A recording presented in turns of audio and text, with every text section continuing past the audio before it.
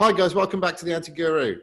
My name's John and I'm a planning consultant. There we are, I've done my AAA, Alcoholics Anonymous style intro. We've got some audience involvement on the Anti-Guru. We've reached that stage apparently as a channel where you guys are asking us to do things, and hell, we're more than happy to do that for you. And this bit of audience involvement came off the back of one of the videos, and it's from a gentleman called Henry Kloss. Hello, Henry. How are you doing? And Henry asks, he says, John, do a video on affordable housing, please. What are the regulations? When do you have to provide affordable housing when developing a site into newly built flats or houses? When do you have to provide affordable housing when converting commercial or residential buildings into residential buildings? Thank you. Henry, I'm more than happy to do it. That's why we're doing this video. So join me in the next couple of minutes after the intro, and we'll talk about affordable housing here on the Anti-Guru.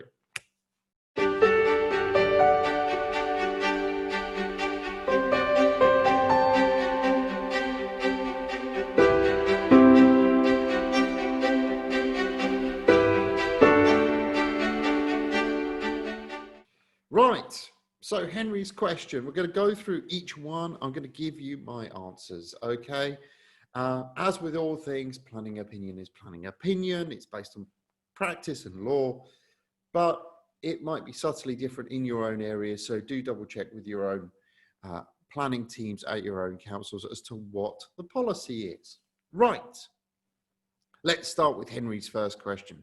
And Henry's first question is this: what are the regulations? Well, when you have to provide affordable housing, the point at which you have to provide is set in two places. So we have the national standard, 9 units, less than the majors limit. So 9 units, 1,000 square meters worth of developed area. Then you have to provide affordable housing. That's what it says nationally in the NPPF.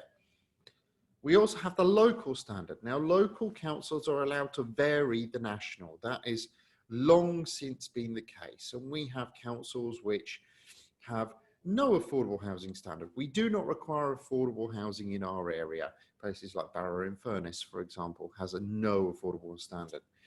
Then we've got councils like Amersham, Chiltern in Buckinghamshire, part of Buckinghamshire Council now, where their standard is 14 units. Well, that's 5 higher than the national. Great. And that's set in their own policy, and the 15th triggers affordable housing. Then we have places like Portsmouth in Hampshire, where they've decided to go below the national. 7 units is the current target in Portsmouth, the 8th requiring affordable housing. And then finally, we have authorities like Reading. Reading Borough Council has a 1-for-1 ratio. What they basically say is that they want a contribution towards affordable housing for every building you build, every house or flat you create, on a 1-for-1 provision. That's why you see so much permitted development in Reading and so little planning applications going through. It's because of that 1-for-1 threshold that's in policy.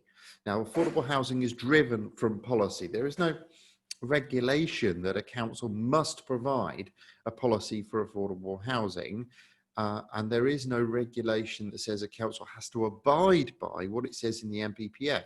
It has to have its own very special circumstance in order to deviate from the national framework. So when you have to provide affordable housing is when you're doing with planning applications, not permitted development or prior approval. And I'll explain why. Planning applications are subject to policies in the local plan. Okay, they are subject to the laws and restrictions, the rules of the game that is inside the local plan. And one of those local plan policies will be affordable housing. Okay, so very simply, the affordable housing threshold will be set in the local plan, and it will tell you when you do and do not need to provide it. One I've just recently written up, as I said, in Chilterns, we went in on pre-app for 16 units, And they came back and said, oh, well, our affordable housing policy says 14 is our maximum before you hit affordable housing. So by triggering over, we require you to specify a mix. So we want a precise mix of units inside that development. And we want this proportion, in their case, it was 25%. And we want this ratio of units in these brackets of type of affordable housing, because it's split into social rent or part by part rent or straight provision.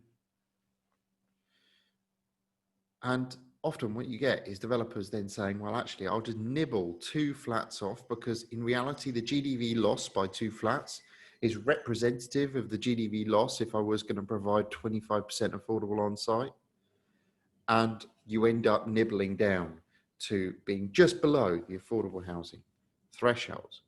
So you provide affordable housing when you hit a threshold, and the threshold is set in the local plan. It's not, the national threshold is the national threshold, and some councils abide by it, but double check with your own individual council.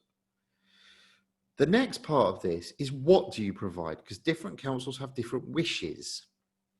So, for example, some councils, like Reading, say for 1 to 5 units, we don't want buildings, we don't want properties, because you're probably not developing the properties that we want. They say they want money instead. And that tends to be better for the developer. A commuted sum tends to be better on smaller schemes, because that can come out of other areas. That can come off, for example, land value as a charge. So it's always important to read the policy in terms of exactly what they want at the same time. On to your next question. When do you have to provide affordable housing when converting a commercial or residential building into a residential building? Okay, right. Great set of questions there. I'm going to come on to vacant building credit in a minute, but because that's a nice get out of jail free card. But in reality, if you're doing a commercial to resi conversion and you're sitting within a permitted development right, a prior approval right, or a permitted development right, those permitted development rights are exempt from local policy. They don't have to abide with local policy.